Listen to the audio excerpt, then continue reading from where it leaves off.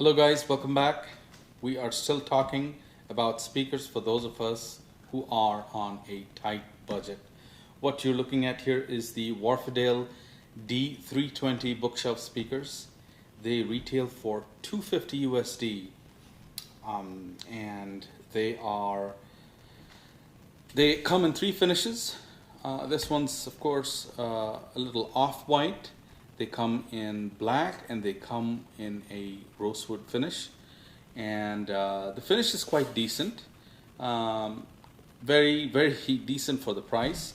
Has a 5-inch black woven Kevlar cone, and it has a soft dome 1-inch tweeter, so it's a two-way design, and there is a port in the bottom here.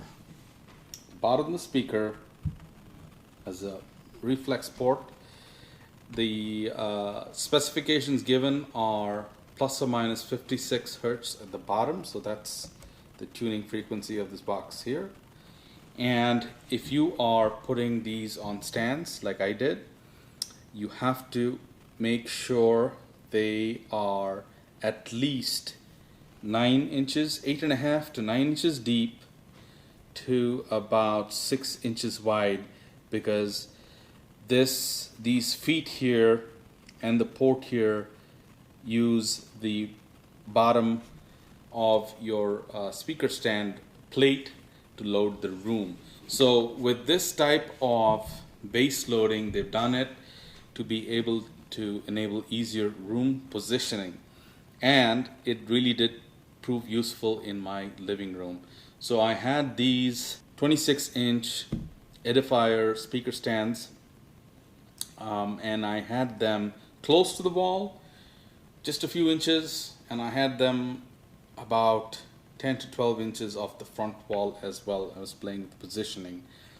The sound stage improves as you get them away from the front wall, and the bass surprisingly is still strong on these. So I used quite a few amplifiers to drive this this pair here. I used some vintage Sansui and Yamaha amplifiers. I used the newer Sony SDR DH190. I used the Yamaha RS202. I also used two of the newer amplifiers, the Cambridge Audio AX35 and the Yamaha AS301s. All of these powered the speakers quite sufficiently. They're rated at 87 decibel sensitivity, so they're pretty easy to drive. The thing that stands out of these Wharfedales, the sound, is not surprisingly, it's warm mid-range. In fact, everything from top to bottom, it's a really well put together, well knit together sound, very cohesive. And the sound is smooth and warm to listen to. So I played the album by Pancho Sanchez. It's called Freedom Sound. It's available on Qobuz, and it's only available on CD, not available on records, on LP, on vinyl. There is the song Freedom Sound, and it has a beautiful tenor saxophone and trombone by Wilton Felder and Wayne Henderson from the Crusaders, from the band The Crusaders. Fantastic song, and this mid-range is done so well by these speakers. It just is beautiful sounding. Has some very deep bass in that track too, and these really surprised me for $250 USD. These really surprised me with their bass output. I think they went lower than any small bookshelf that I've had of a 5-inch bookshelf I've had at this price in my living room. They really surprised me. Sounded really well, really full bass, and it wasn't bloated, and it was quite articulate. And the highs were also very sweet sounding. They were not harsh at all. The soundstage was okay. They were well within the width, well within the plane, the speakers, not too much in front, not too much behind.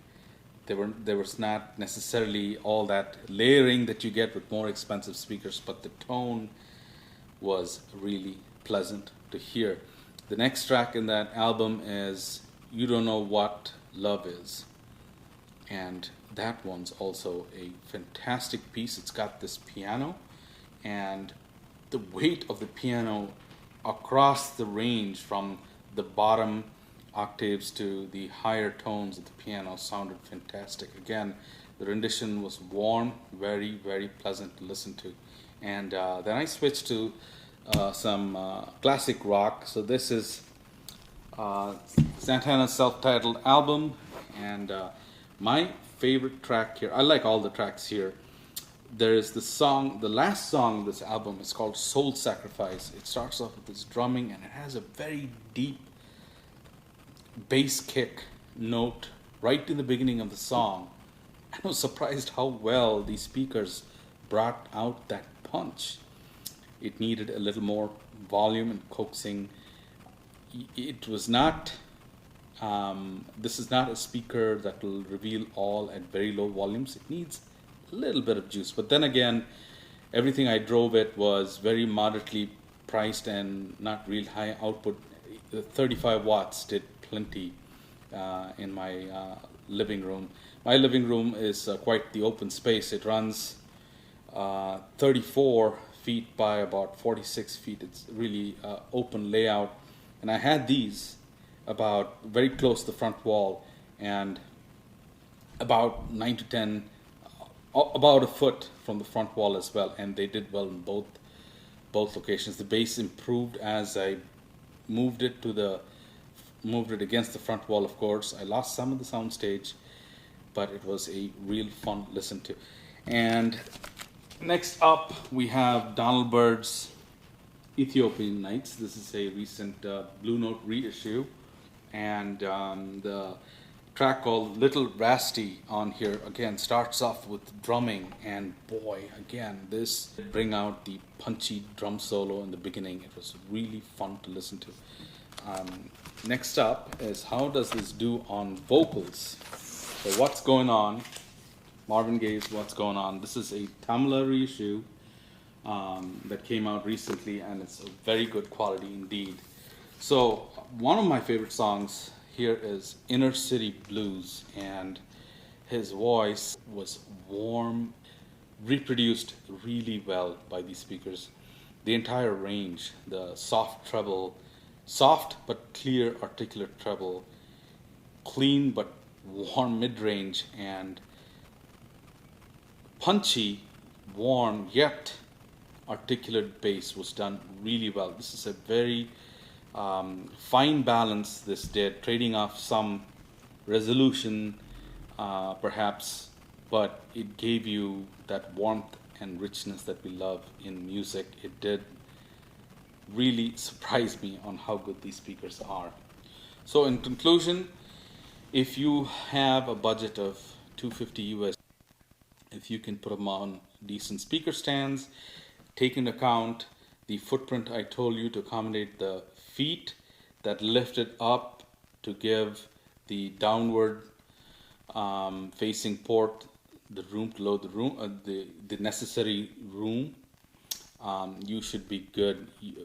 This 250 USD brings you and will give you the magic of music, warm tone, very decent resolution, and punchy too as well. So I'm very happy with these. I'm going to be doing a comparison between the D320s and the Klipsch R51M. I think they appeal to slightly different listening preferences. Some may like one better than the other, but they're both very good speakers for this price range, and a review of that coming soon. And also I'll be doing a couple of integrated amplifiers, budget integrated amplifiers in the 350 USD range, the Cambridge Audio AX35 and the Yamaha AS301. Thank you guys for watching. I hope this is useful for those of you who are just starting off into this hobby. Please like and subscribe and share my videos. That would help me a lot. Thank you.